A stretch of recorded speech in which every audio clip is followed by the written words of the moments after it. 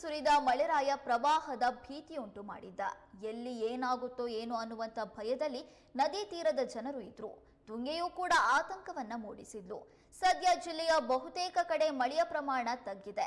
ಎಲ್ಲೆಲ್ಲಿ ಮಳೆಯ ಪ್ರಮಾಣ ಎಷ್ಟಿದೆ ಅಂತ ನೋಡೋದಾದ್ರೆ, ಚಕ್ರಾದಲ್ಲಿ 9 ಮಿಲಿಮೀಟರ್ನಷ್ಟು ಮಳೆಯಾಗಿದೆ.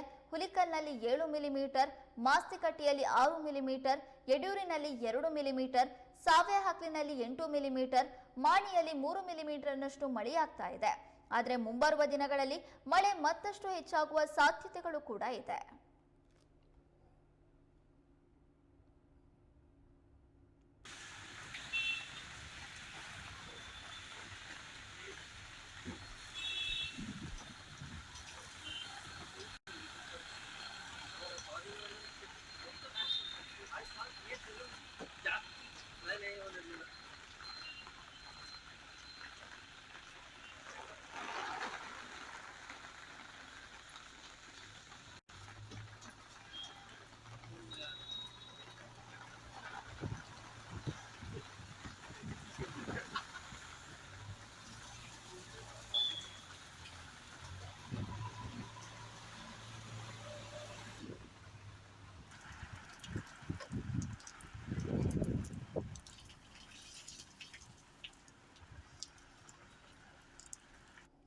ಜುಲೈನಲ್ಲಿ ಅಬ್ಬರಿಸಿದ್ದಂತಹ ಮಳೆರಾಯ ಆಗಸ್ಟ್ನಲ್ಲಿ ಅದ್ಯಾಕೋ ಸೈಲೆಂಟ್ ಆಗಿದ್ದಾನೆ.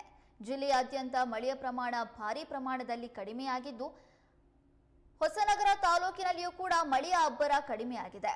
ಅದರಲ್ಲೂ ಚಕ್ರ, ಸಾವೆಹಕ್ಲು, ಮಾಣಿ ಭಾಗದಲ್ಲಿ ನಿರಂತರ ಮಳೆಯಾಗ್ತಾ ಇತ್ತು. ಭಾರೀ ಪ್ರಮಾಣದಲ್ಲಿ ಮಳೆ ಸುರಿತಾ ಇತ್ತು. ಆದರೆ ಇದೀಗ ಆ ಭಾಗದಲ್ಲಿಯೂ ಕೂಡ ಮಳೆಯ ಪ್ರಮಾಣ ತಗ್ಗಿದೆ.